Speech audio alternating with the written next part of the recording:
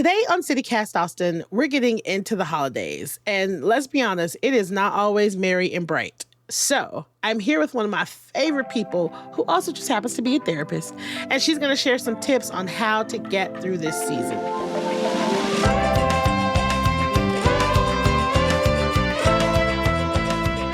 It's Monday, November 25th. I'm Nikki Devon, and this is what Austin's talking about.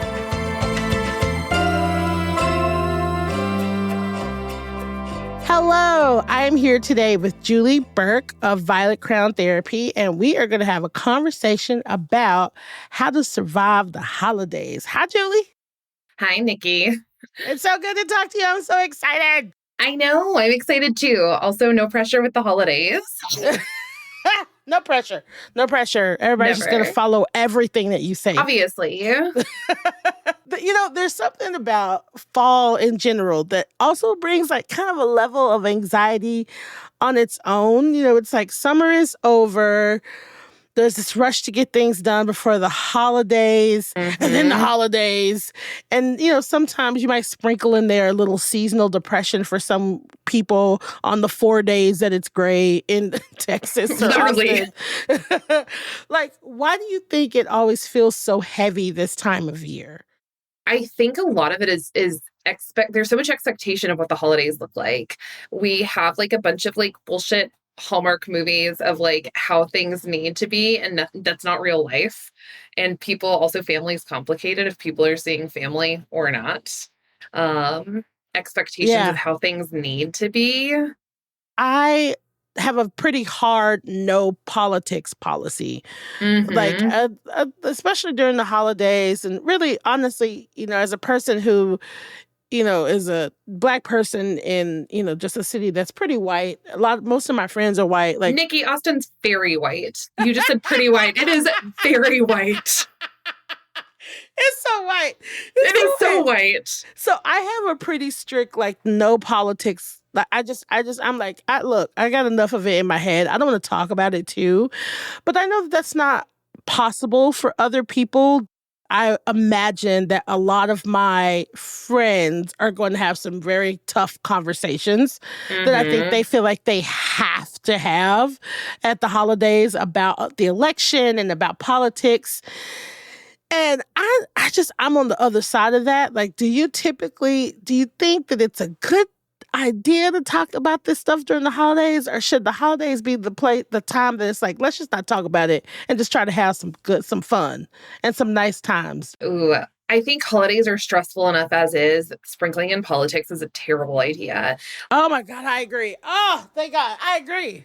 Totally. It's like, if like on one hand, if people are aligned, then a lot of people are just going to commiserate, and then just like that's a huge downer on things. Yep. On the other end, if there's conflict, like that sucks. Like, and so it's just one of those things. I think a no politics policy is just such a good way to just, okay, I just want to take care of myself. We don't need to have this conversation. Well, it's like, as soon as it starts up, I'm like, nope, all right, I'm walking away. Yeah, I'm just going to moonwalk out of here. Like, I have zero interest in like participating in whatever's happening right now. I don't want it. So I want to talk a little bit about therapy. I think that I'm a broken record. I have been in therapy off and on for most of my adult life. I'm one of those people that genuinely thinks everybody should be in therapy. Everybody, all of us, all the time. If you can afford it and you have the resources, get your butt in therapy. But it can be really intimidating for a lot of people. What suggestions do you have for people that what's the best way to dip their little toes in if you've never been to therapy and you want to start? That's such a good question, because it's super intimidating. I think the thing that first comes to mind is like, it might take meeting with a couple of people before you find the therapist that you feel comfortable working with. And then part of that is like, ask for consultations. And so that way you can get like a fit of like, do I feel comfortable talking to this person? Can I tell this person my secrets? Yeah. That's how I found my therapist. I was scrolling through people's profiles and I was like, what face can I tell secrets to?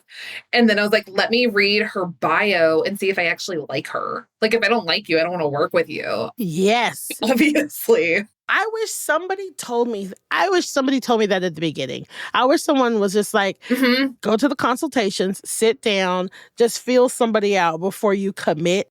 I'm just like, does this person look Yes. trustworthy? Or does this person look like somebody that I want to sit across from with like snot running down my nose, Yes. just telling my deepest, darkest secrets? And that's how, I mean, and I think before I found the therapist I have now, that I'm now actually transitioning out of. But we've been working together for like 5 years. Before I found her, I think I tried like 4 therapists. Sure, I believe it. Yeah. And the whole time I was very honest. I was like, it was almost like a relationship. I was like, listen, I'm not looking for anything serious. I'm just playing the field. It's so true. No, on the quest to find my therapist, I met with someone who was delightful, but she was like, I have a question. Can I ask you a question? And I was like, oh, girl, if you ask me permission, I'm going to tell you no every time. Yeah. Like, I need someone who's going to call me out. Exactly. And I was like, you're not my person. This relationship's over. That is exactly right. I remember, like, when my therapist, like, the first time we met, she kind of like, I said something. She goes, well, that doesn't ring true, does it? And I was like, oh, okay, here we are. I guess this is the one that's getting my money. So I mentioned this a little while ago, and I do think that everyone needs therapy. We should be thinking of it just like another medical health need. Mm-hmm. What are your feelings on that? Like, how do you feel about that? Oh, I wholeheartedly agree. I think it's one of those things. Like, I think therapy is absolutely just another just part of someone's like medical experience. Yeah, Having said that, I think therapy is inaccessible for a lot of people. it is. And so it's like this, like really, it's like I don't know how to bridge that gap, because a lot of times insurance isn't particularly helpful. There's a lot of therapists who don't take insurance. Mm-hmm. Just talking about mental health in general can be scary for some people, but I wish it was more. I think we're getting a little bit better with normalizing it, but I think there's a long way to go. Every time I pay for my therapy, I'm just like, man, this is a steal. But it's because it's very accessible to me and I have insurance. Everybody should be able to hand over this small amount of money and get the kind of care that I'm getting right now. You know what I mean? Like, I wish you could figure that out. Damn it. Oh, same. So sometimes therapy can be frustrating because you don't always get tips to take away and implement. I guess everybody goes about things differently. You know, like everybody has like different therapeutic styles. Exactly. That's what I was trying to say. What are your top 5 suggestions for kind of just like maintaining personal comfort while you're addressing your mental health and just like keeping your head straight during the holidays, like putting yourself first during the holidays? Such a good question. The first thing that comes to mind, I think, is like, know what you need. I think a lot of times if you ask people, like, what do you need? They look at you like, I don't know, that you have 2 heads. And like, hello? Like, I have needs. Like, I can ask for them. What are you talking about? And so, like, I guess the second one, it goes hand in hand with that is like, and this is hard, but like communicating your boundaries with that. Ooh. Exactly. Totally. It's like, I have a need of keeping the peace. And so my boundary is not talking about politics. Gosh, another one, I think everyone needs to have an exit plan. Woo! Yes. Oh my God. Whatever that looks like. I'm going to go walk my dog. I'm going to go get some fresh air. I need to, like, even if it's buying yourself just a couple minutes or like, oh, I'm leaving at this time. Like, sorry, not sorry. I got to get out of here. Yeah. Yeah. My exit strategy is often swift, and I tell one person. Mm-hmm. Yes. I call it, yeah, I tell one person, I call it the Black Panther, because I just walk out with my fist up. Literally. But one person knows that I'm leaving, that I'm like, hey, bitch, I'm leaving and I'm not coming back. So in case mom or anybody asks, I'm out. Exactly. That way I don't deal with the goodbyes. I don't deal with nope. Yes. I've reached my limit. Totally. And knowing your limits and like honoring that. It's like, and I'm out of here. Because if you stay, it's like, who is that for? I don't want to resent you for staying, but like, I need to take care of me. Yeah. You've got the best version of me, and I'm going to keep the best version of me for myself and the people that I want to spend time with now. That's it. Oh, I love that. Oh, I love that. I love that. This version of me is not for you, but thanks so much. Literally. Yes. Oh my God, I love that. I love that. But then part of that is like, try to find, like, intentionally spend time with people you care about, like your loved ones, your chosen family. Yeah. Like, holidays aren't just for biological family, and a lot of people it's not. Yeah. That's okay. Like, that is so okay. And then I guess part of that, I guess it all feels like it's hand in hand of like spending time alone. Like holidays Yes. don't have to be jam packed with people. And it's like honoring your alone time is so important. Oh my God, y'all, seriously, I am fortunate. I understand how fortunate I am. I am very lucky to have a parent and a nuclear family that are lovely. And so Hmm.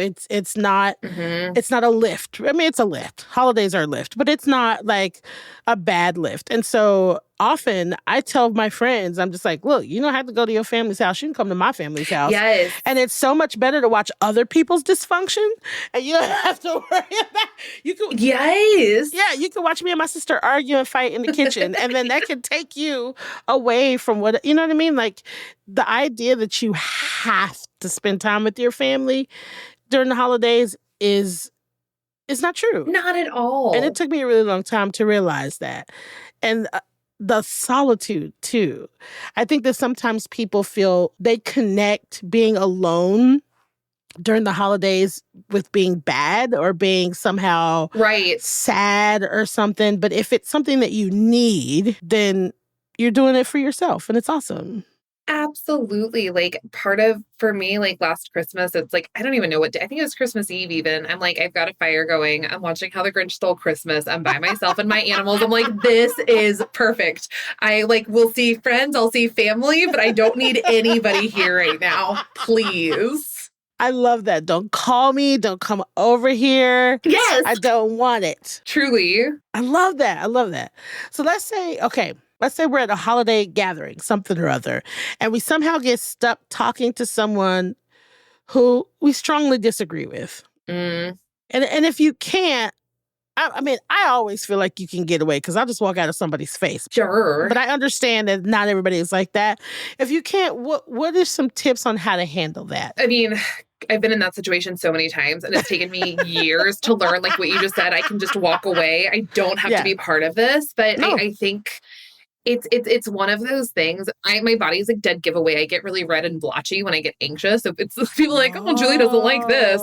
Yeah, that's fun. For that, it's just like, okay, I'm gonna make this a little awkward for a second and just be like, respectfully, I need to walk away. Oh. I need to like just kind of naming it for me because I think if you're like, oh, you're an idiot, I want to hit you in the like if you like if you I don't know, like challenge what someone's saying and make it about them, that can like create conflict where it's like, okay, I need to do this for me.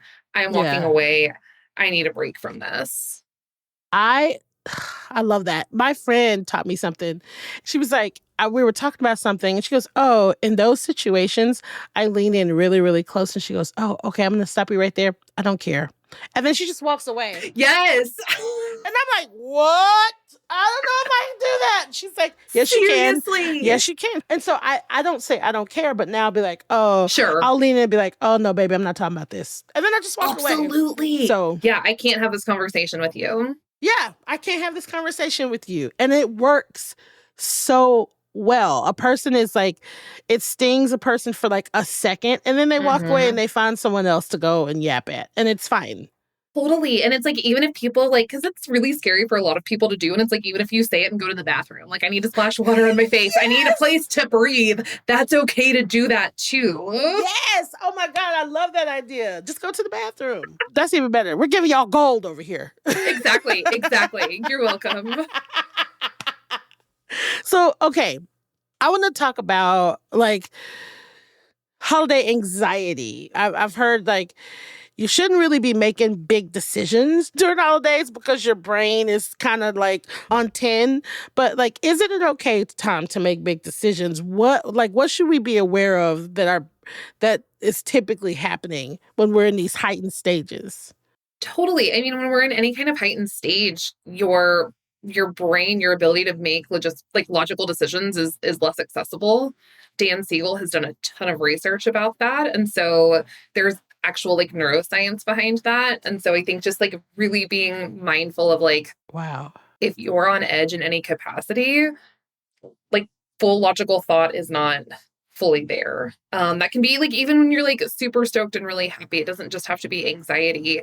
And so just Oh. like reminding yourself of that and just like even just being like, okay, I want to make this big decision, but maybe I should like let me think about it. Even if it's for an hour, for 3 hours, 3 days, I don't know, whatever arbitrary timeline you give yourself. Yeah, so that means don't make any decisions like I'm never coming back ever again. Don't ever talk to me again. Yes, exactly. Exactly. So many things like that. And especially like always and never. Like those are, can you really keep up with that? Like, is that something you can hold to and like that doesn't feel good for you? I don't know. Like take care of yourself in that.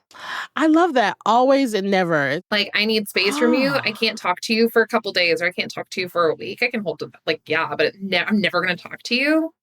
It's not really true. And I think that also a thing to remember is we're human too. And so like we're going to change and we're going to grow. And I've had a lot of friends who have like gotten into arguments online and about things. And then it's like, you know what? I'm never talking to that bitch again. I'm never. And then, you know, it's like 5 years later and we're fucking older and we're tired and we're not, you know what I mean? And like we can't even remember what the fuck it was that we argued about online. You know what I mean? So it's like, yeah, I love the idea of just like trying not to say always and never.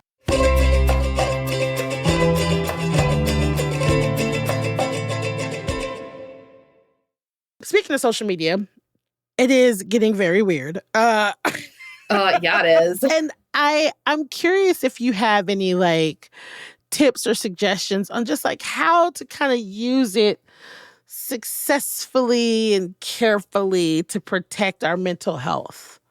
Sure. Especially around this time, because I think that it becomes I feel like social media gets competitive around this time of year. It's like, look what I got. Look what I got. Look at my tree. Look at me and my. It's so true.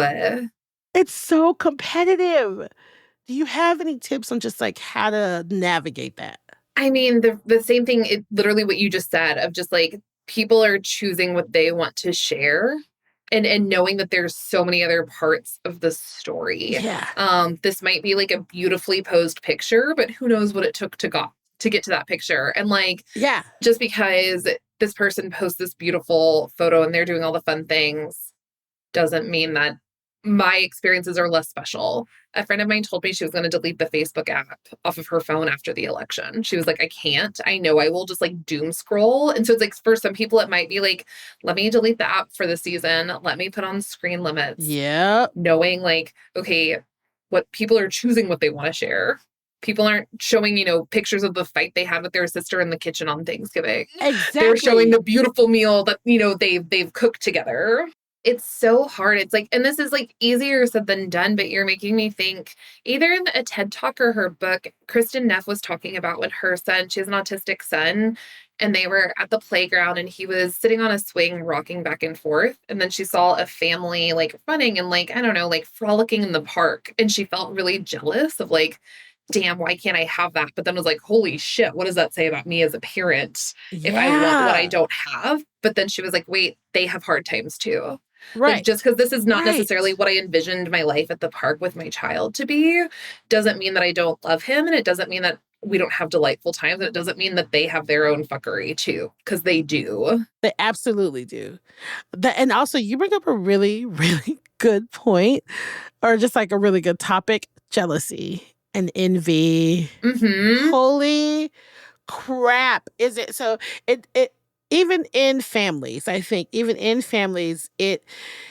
holidays is like that time where people want to talk about what they've done for the year. And I know that some people send out like, this is what we've been doing this year. Yes. And it's like, so-and-so did this and so-and-so got a promotion and so-and-so did this. Yes. And some of us are just like, bitch, I survived. That's what I did. I survived.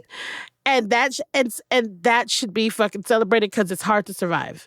No, half the time I want to send out a postcard and be like, I drank 700 cups of coffee this year. I took my dog on 15 walks. Like, I doesn't like, right? Like, just to like highlight, like, I don't like, congrats on your promotion, but like, tell me about like your mundane things. I don't care about all the, I care, but like, what else have you been doing? There's a lot of jealousy that you can probably you might have to grapple with during the holidays. How do you manage that? God, such a good question. I think it's one of those things of just like, because it's like such a fine line between someone like intentionally like being like, oh, I shared, like I did this thing that I want to share with you and bragging. And so when people are bragging, I'm like, well, no, I just want to hit you in the throat. Like, tell me, tell me what. I don't recommend that. Do not hit anybody in the throat. Exactly. But it's like, so it's for me, I'm just like, okay, congrats on your promotion. What, like, I try and move on, kind of like the, like leaning in and saying, I don't care, of just being like, okay, tell me what else has been going on in your world. And so it's like, for me, it's like ways I manage that of just like, okay, what this person has a need that they're trying to communicate all of these accomplishments, but like, how can I like breathe through it and just be like, okay, like I'm not going to try and one up you. It's not an invitation for me to be like, oh, well, guess what I did. Yeah. So it's kind of like try to delight in it, but then also change the subject if you need to change the subject. I love Start that. conversation with someone else if you want to, you know, I'm like, okay, I can only tolerate this so much more. Let me find somebody else to talk to. I love that. Your exit plan, put your fist up and walk out. Excuse me, goodbye. Yes, exactly. In those situations, I think sometimes, you know, even when we do our best, we get down on ourselves, right? Especially as we start barreling towards New Year's resolutions. And I put those in heavy quotations. Yeah, those are garbage. Oh, I don't like New Year's resolutions.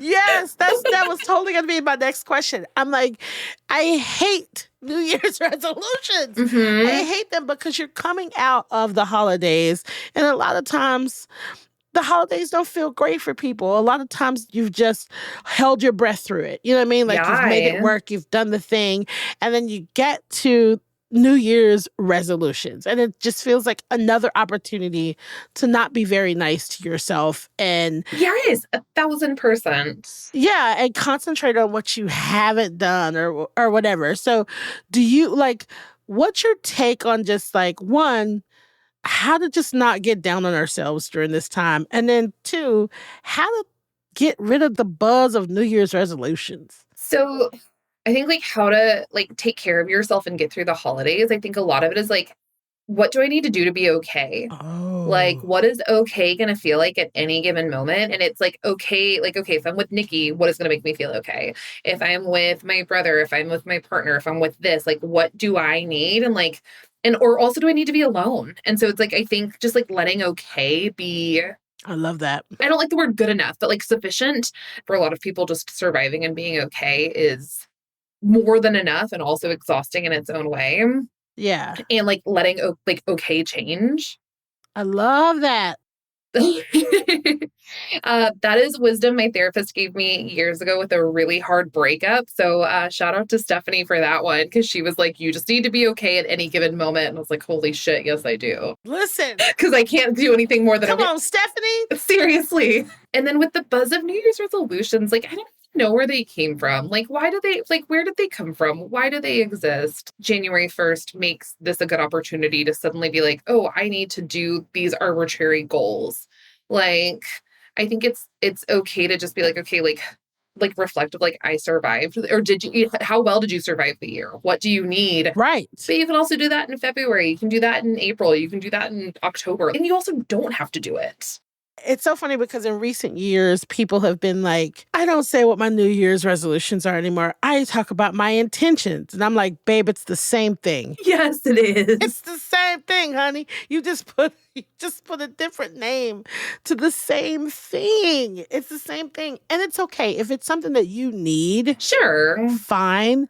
But I've seen it take people to such a dark place because you've set these intentions and 3 months in you haven't met these intentions that you wanted to set, and now you're just right in March feeling shitty about yourself about some stuff that you said in January. It's so true. And it's like, it's so silly. Like in January, I started reading a lot and I was like, oh, let me set a goal for books to read on Goodreads. But now I get like every time I log in, it's like, you are 15 books behind. I'm like, well, if I don't care. You're a stupid app telling me this. For me, I'm able to separate myself and be like, it does not matter. Yeah. Okay. But for a lot of people, seeing that might be like, feel a lot of shame of like, what's wrong with me that I can't do this? It does. And shame is actually a really good, like, I think it's like, sometimes people feel bad about themselves. Sometimes they feel envy and jealousy. But I also think that shame is a huge, huge, huge huge part of the holidays because I Mm-hmm. think that what keeps people from setting boundaries and doing what's best for them is shame. Oh, 1,000%. Yeah, there's so much shame with that of like, what does it mean about me as like a member of this family if I don't want to see you? But it's like for a lot of people, it's like even going home, it's like you get catapulted into like old childhood roles. And it's like, I'm not this person, but around these people, I'm this person. But like this doesn't feel good. But then I feel like a jerk for not wanting to spend time with them. And so then it creates this like shame Yes. spiral of like, okay, now I'm just like vibrating with anxiety. I'm damned if I do, damned if I don't. I'm so glad you said that because when I am with my mother, I am just like, during the holidays specifically, transported back to like Yeah. 16-year-old Nikki. That's like, Mom, like and it's like I can hear myself being this person, and I'm like, what is wrong with you? Like, stop. Sure. And I have to take myself genuinely to like a bedroom or a bathroom and be like, bitch, you need a timeout. So I say that to say it's so common Hmm. for these moments. I feel like, Oh, it's super common. And it just like you said, it just happens. It's like all of a sudden it's like, wait, what? What is yeah, happening to me right now? Why am I so annoyed with you? Literally. yeah. Who am I? Where is the well adjusted person that was here 30 minutes ago? Right. what, what is going on? So I don't know if that's happening to y'all. Don't feel bad because just think about me. Exactly. Exactly. Think about young Nikki being a brat to her mother. Exactly. Another thing that I wanted to ask you about is I think that sometimes people feel like I do. I have some friends that will only go to therapy when the holidays are coming up or when it's the election. Hmm. And I feel like that might be kind of common, but is that helpful? Is it helpful to just go to therapy to get you through the holidays? Is that helpful? I don't think it's not helpful. I think it's one of those things like, I think, like for me, I've worked with my therapist for 100 years and I will probably work with her for 100 more. And like that works for me. Whereas I think some people have like, okay, I have this like specific need, and that might be all they have time for, or like mental capacity and bandwidth for. And so if it's like, oh, I just need to get through the holidays, Yeah. cool. So I don't think I think it can be helpful for some. I think there might be people where maybe not as much. Yeah. Okay. That because I feel like I got into this really difficult conversation with a friend of mine about it. And Hmm. and they literally only go to therapy. Like they start in October and then in January they're like, "All right, appreciate you." Sure. And that's their pattern. That's their pattern. And I'm like, "That can't." I'm like, "You don't feel like you need a little bit more?" And they're like, "Nope. I just need to be able because they're trans." And so they're like, "I just need to be able Totally. as this person to get through this season." Well, and especially like, and I'm making so many assumptions right now, but I think maybe like, especially as a trans person, it's like how much capacity do they have? Especially, I Right. mean, there's so much I could say about that right now that I'm not going to, but of just like, with just like existing is hard. And so it's like, Existing is okay, hard. like, yeah, existing is hard. And then holidays add, times a billion. And so I can totally see of like keeping it in a container while also agreeing with you of like, you probably need more support. And also, if you are not ready for it, don't force it. I love it. If you're not ready for it, don't force it. For people that have families that haven't quite come around to their partners and this includes partners of same sex, opposite, whatever. For families that haven't quite come around to your choice of partner, do you have any do you have any advice on how to navigate that? I have worked with so many clients of like literally strategizing how to navigate things like that. And I think like the biggest thing that comes to mind is like people in relationships need to like sit down and proactively talk about like, oh, what are all of the options, even if some of them aren't options. We go together. I don't go. We don't go at all. And it's like if we go together, Yeah. what are you going to do to support me? How are you going to stand Right. up to your family? Because I don't feel safe doing it. So, like, Right. what are you going to say? And again, what is our exit plan? It's like, I always go back to that of like, what are Yeah. our boundaries and needs? And like, even if, like, are you going to communicate it to your family before we get there? I love that. We are coming. This is what we need. You're going to respect this or we're going to leave. And holding to that. Oh, yes. I like the game plan ahead of time because then there's no, if you come in as a unified front, Yep. you know what I mean? Like if you approach it as a unified front, I think it's awesome. I think that's way better. And then my other question is about pronouns. Pronouns are important to me. When I misgender someone and they're not around, I still correct myself. Totally. You know what I mean? Like that's my practice. Do you have any tips for people that maybe have changed their pronouns and to get people to respect those pronouns, or just how we can advocate for others during the holidays to make sure people's pronouns are respected? I don't know, like, what honestly comes to mind is, like, even in, like, a family group chat, "Hey, just a reminder," or just, "Hey, I would love to let y'all in on Yes. something.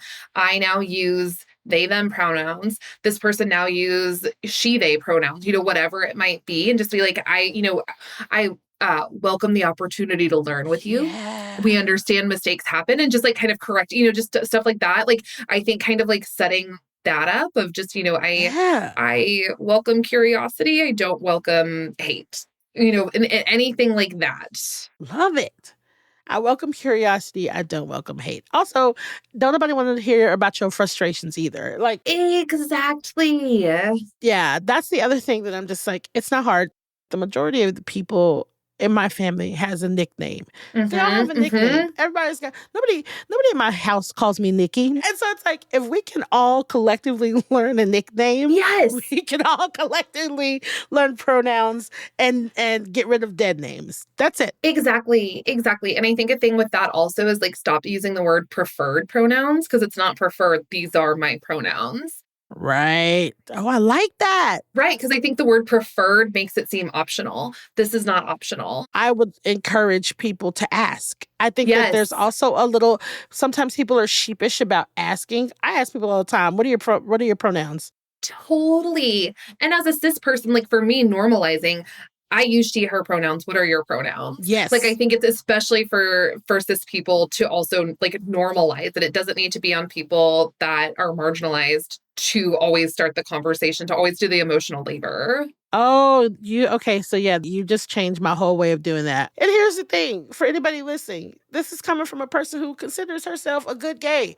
So my last question is, what is your favorite way to treat yourself or address your mental health in Austin? I think the thing that I've done with that is I've like renegotiated the idea of self-care.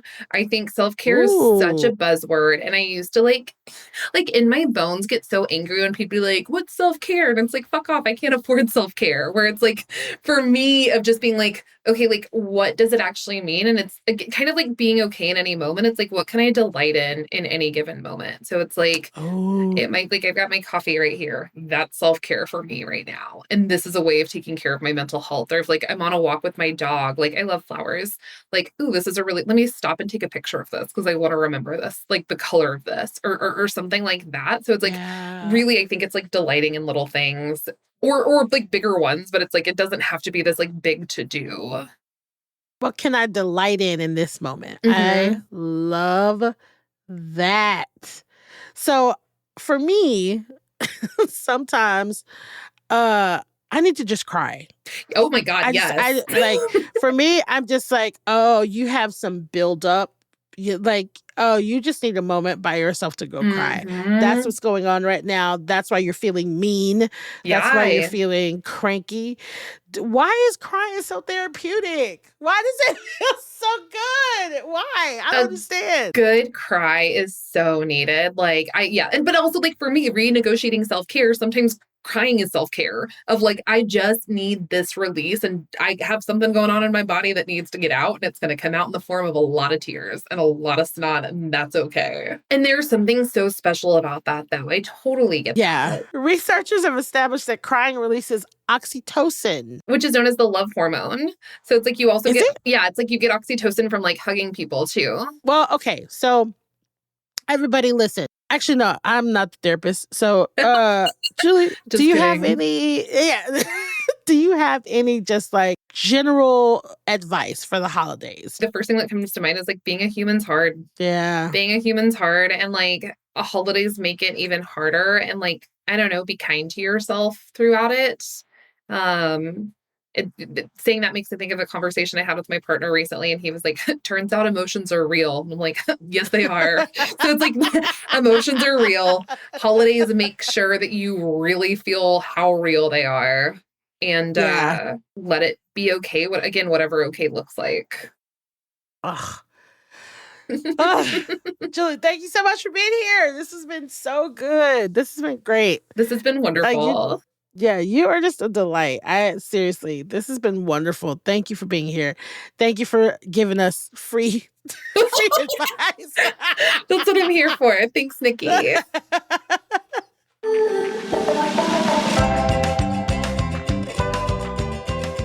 That's all for today here on CityCast Austin. You can find links to Julie's website and social media in our show notes.